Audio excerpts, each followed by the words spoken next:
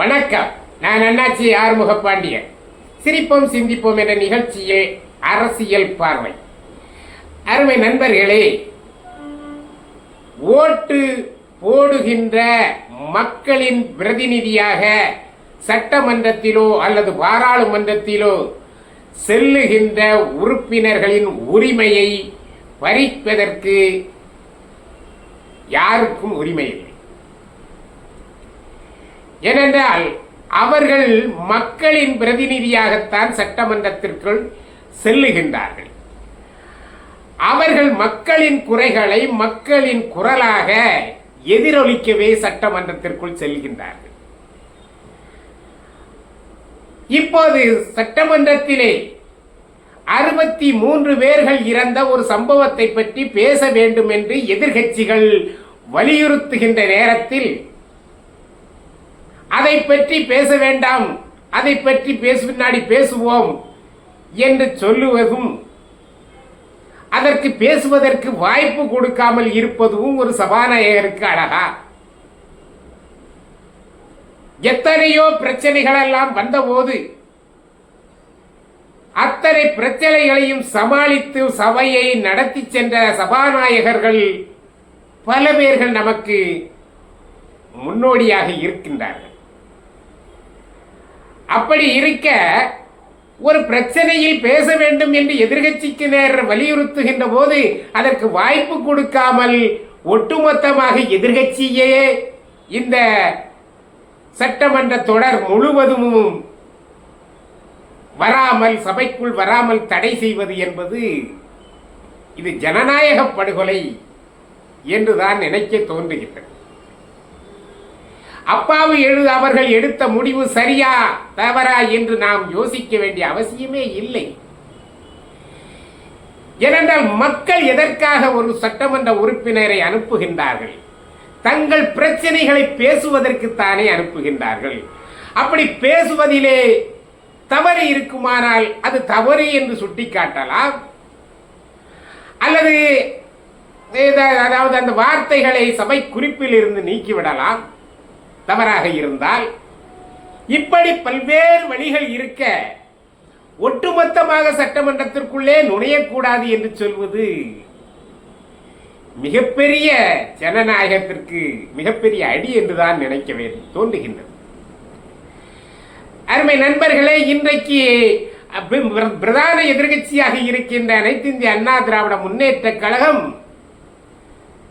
கள்ளக்குறிச்சியிலே நடந்த சம்பவத்தை பற்றி விவாதிக்காமல் வேறு எந்த கட்சி விவாதிக்கும்?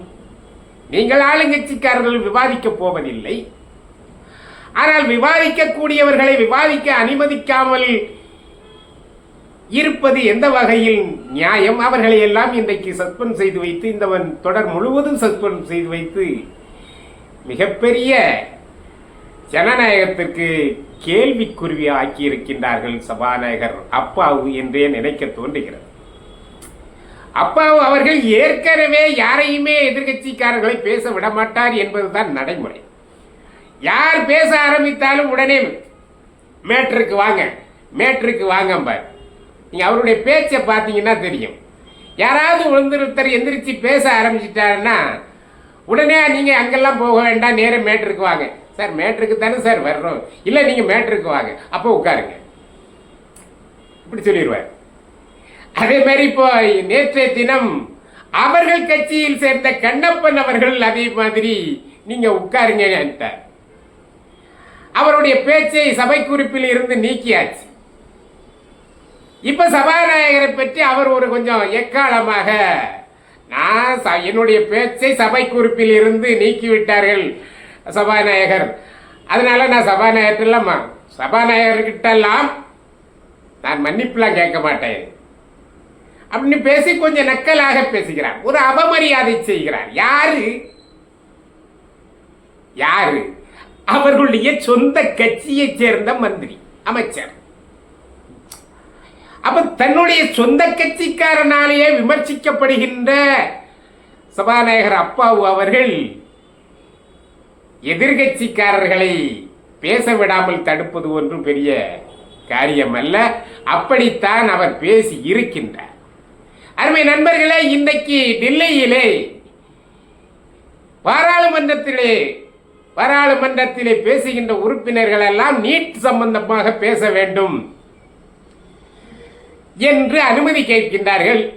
அங்கே இருக்கின்ற சபாநாயகர் கொடுக்கவில்லை. ஜனாதிபதியின் உரைக்கு நன்றி தெரிவிக்கின்ற தீர்மானம் நிறைவேற்றப்பட வேண்டும், ஆகவே அதற்கு பிறகு பேசிக்கொள்வோம் என்று சொல்லுகிறார்கள். அங்கே இருக்கின்ற ஓம் பிர்லா, சபாநாயகர் ஓம் பிர்லா அவர்கள். ஆனால் அதை எதிர்கட்சிகள் கேட்கவில்லை. இவர்கள் தான் திட்டமிட்டே செல்கின்றார்களே. நாங்கள் 40 பேர் என்று சொல்லி செல்கிறார்கள். இந்தியா கூட்டணி வேறு இருக்கிறது. ஆகவே அவர்கள் நேற்று பேசி வைத்ததின்படி இன்றைக்கு நீட்டு சம்பந்தமாக கூச்சல் போட்டுக் கொண்டே இருக்கிறார்கள். இங்கே தமிழ்நாடு சட்டமன்றத்திலே கள்ளக்குறிச்சி விவகாரமாக சம்பந்தமாக பேச வேண்டும் என்பவர்கள் கூச்சல் போட்டார்கள். அங்கே நீட் சம்பந்தமாக கூச்சல் போடுகின்றார்கள். இந்த 2 பேருக்கும் உள்ள வித்தியாசத்தை பாருங்கள். 2 சபாநாயகருக்குள்ள இடைவெளி அல்லது வித்தியாசம் அல்லது அனுபவத்தை பாருங்கள். எப்படி என்று சொல்லுங்கள். இந்த 2 பேருமே பேச விடாத அளவிற்கு கூச்சல் போடுகின்றார்கள். இங்கே இருக்கின்ற தமிழ்நாட்டிலே இருக்கின்ற சபாநாயகர் இந்த கூச்சலை தாங்க முடியாமல் ஒட்டுமொத்தமாக சபையை நடத்த விடாமல் தடுக்கிறார்கள் என்று சொல்லி அனைத்து இந்திய அண்ணா திராவிட முன்னேற்ற கழக உறுப்பினர்கள் அத்தனை பேரையும் இந்த கூட்டத்தொடர் முழுவதும் சஸ்பெண்ட் என்று பண்ணிவிட்டார். இவருடைய அனுபவம் இப்படி. அதே போல டெல்லியிலே இன்றைக்கு நடந்த சம்பவம், சுட சம்பவம். அங்கே கூச்சல் போடுகிறார்கள். எவருடைய பேச்சையும் யாரும் கேட்பதில்லை, சபாநாயகர் பேச்சையும் கேட்கவில்லை, கூச்சல் போட்டுக்கொண்டே இருக்கின்றார்கள். இப்போது அந்த சபாநாயகர் என்ன செய்கின்றார்? ஒரு 12 மணி வரைக்கும் ஒத்தி வைக்கிறார் தற்காலிகமாக, அந்த பேச்சு கூச்சல் அடங்கும் என்பதற்காக. அப்படித்தான், அதுதான் நடைமுறை.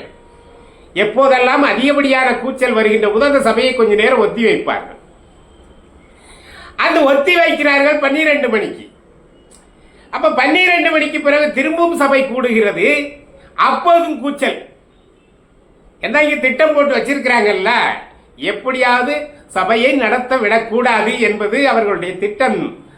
ஆகவே மீண்டும் அவர்கள் கூச்சல் போட்டுக்கொண்டே இருக்கிறார்கள். இந்தியா கூட்டணியை சேர்ந்தவர்கள், அதிலே நம்முடைய தமிழ்நாட்டை சேர்ந்த எம்பிக்களின் கூச்சல் கொஞ்சம் அதிகமாக இருக்கிறது.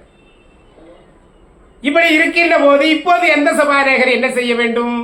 அப்பாவை வழிகாட்டியாக எடுத்துக்கொண்டு அந்த இந்தியா கூட்டணி உறுப்பினர்கள் அத்தனை பேரையும் இந்த கூட்டத்தொடர் முழுவதும் சஸ்பெண்ட் செய்துவிடலாமா? செய்து விடலாமா? அப்படி செய்தால் அப்பாவு செய்தது சரி, சபாநாயகர் அப்பாவு அவர்கள் செய்தது சரி. ஆனால் டெல்லியிலே இருக்கின்ற சபாநாயகர், பாராளுமன்ற சபாநாயகர் என்ன செய்கின்றார்? இந்த கூச்சல் தாங்க முடியவில்லை. ஆகவே 12 மணி வரைக்கும் ஒத்தி வைத்து பார்த்தார். அப்போதும் அடங்கவில்லை. மீண்டும் மீண்டும் அவர்கள் கூச்சல் போட்டுக்கொண்டே இருக்கின்றார்கள். அப்படியானால் சபையை திங்கட்கிழமை வரைக்கும் ஒத்தி வைத்தார்.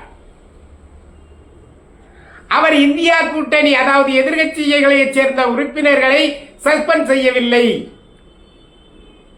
சபையை ஒத்தி வைத்திருக்கிறார்.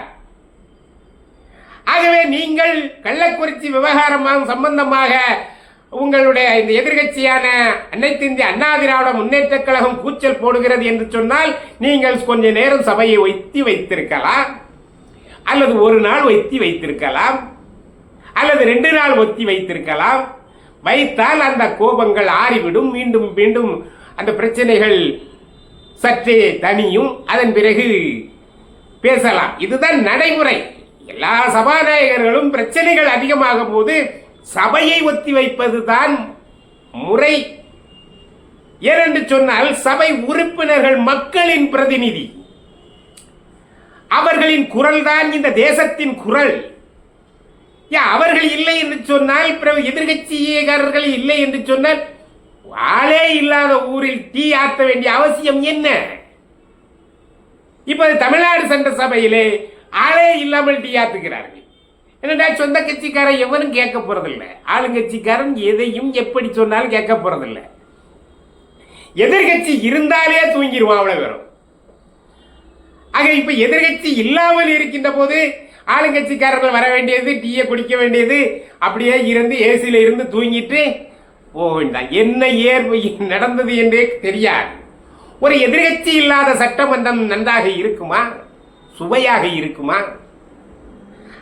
அதையெல்லாம் அப்பாவு யோசித்திருக்க வேண்டாமா? அல்லது ஒரு நாள் சஸ்பெண்ட் பண்ணியிருக்கலாம், ஒரு இன்றைக்கு மட்டும் என்று சொல்லியிருக்கலாம். இப்படி ஏதாவது சின்ன சின்ன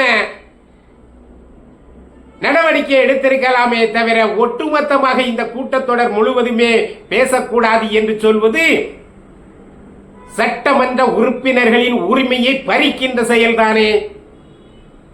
அது மக்களின் ஏகோபித்த வாக்குகளை பெற்று மக்களின் உரிமைக்காக போராட வந்த சட்டமன்ற உறுப்பினர்களின் உரிமையை பாதிக்கின்ற செயல்தானே இது.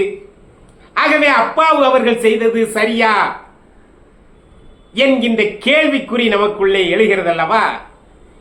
இன்றைக்கு கள்ளக்குறிச்சியிலே ஏராளமானவர் செத்து கிடக்கிறார்கள். 63 பேர்கள் எண்ணிக்கை உருவாகிவிட்டது. இதை பற்றி பேசாமல் எதிர்கட்சி வேறு எதை பற்றி பேசும்? பாராளுமன்றத்திலே இத்து போற நீட்டை பற்றி பேசுகின்ற போது சட்டமன்றத்திலே ஏன் கள்ளக்குறிச்சி விவகாரம் குறித்து பேசக்கூடாது? நீட்டிலே பேசுவதற்கு வாய்ப்பே இல்லை என்று நீதிமன்றங்கள் பலமுறை சொன்ன பிறகும் அந்த பிரச்சனையே எடுத்துக்கொண்டு பேசுகின்ற எம்பிக்களை சஸ்பெண்ட் செய்யவில்லை. ஆனால் 63 பேர்கள் செத்த கள்ளக்குறிச்சி பிரச்சனையை பேசுவதற்கு வாய்ப்பளிக்காமல் அவர்களை சபையை விட்டே வெளியேற்றி இந்த தொடர் முழுவதும் வெளியேற்றுவது என்பது எந்த வகையில் நியாயம்? ஆகவே அப்பாவு அவர்கள் செய்தது சரியல்ல, சரியாக இல்லை என்றுதான் யோசிக்க வேண்டியது இருக்கின்றது. ஆகவே மக்களின் பிரதிநிதிகளுக்கு வாய்ப்புகள் கொடுக்க வேண்டும், எதிர்கட்சிகளுக்கு வாய்ப்பு கொடுக்க வேண்டும். இன்னும் ஒன்றை சொல்லுகின்றேன். பாராளுமன்றத்திலே ராகுல் காந்தி அவர்கள் பேசுகின்றார்கள். சபாநாயகரை பார்த்து சொல்கின்றார்கள், ஐயா சபாநாயகர் அவர்களே, நீங்கள் எதிர்கட்சிக்காரர்களுக்கு வாய்ப்புகளை கொடுக்க வேண்டும், எங்கள் குறைவளவையை நெரிக்க கூடாது, எங்களுக்கு நேரங்களை அதிகமாக ஒதுக்க வேண்டும். இப்படிலாம் சொல்லும் போது இங்கே இருக்கின்ற திமுக கார 22 பேரும் தான் கை தட்டுறான், மேஜையை தட்டுறான். அந்த மேஜையை தட்டி தட்டி தட்டி தட்டி உற்சாகப்படுத்துகிறான் யார? ராகுல் காந்தி. ஆனால் தமிழ்நாட்டில் என்ன நடக்கிறது பாருங்கள், எதிர்கட்சிகளுக்கு வாய்ப்பே கொடுக்காமல் நடக்கிறது. ஆகவே தமிழ்நாட்டில் ஒன்று, இந்த டெல்லியிலே ஒன்று என்று எடுப்பது தான் திராவிட முன்னேற்ற கழகத்தினுடைய கொள்கையாக இருந்து கொண்டிருக்கிறது என்பதை மக்கள் அறிய வேண்டும், புரிந்து கொள்ள வேண்டும். இது சரியான நடவடிக்கை இல்லை என்பதுதான் மக்களின் கருத்தாக இருக்கின்றது. ஆகவே மீண்டும் எதிர்கட்சிக்கு வாய்ப்பளிக்க வேண்டும். அந்த சஸ்பெண்ட் ஆர்டரை ரத்து செய்துவிட்டு சபையிலே வாதம் செய்வதற்கு, பேசுவதற்கு வாய்ப்பளிக்க சபாநாயகர் அவர்கள் முன்வர வேண்டும் என்று கேட்டுக்கொண்டு மீண்டும் அடுத்த நிகழ்ச்சியில் சந்திப்போம். நன்றி, வணக்கம்.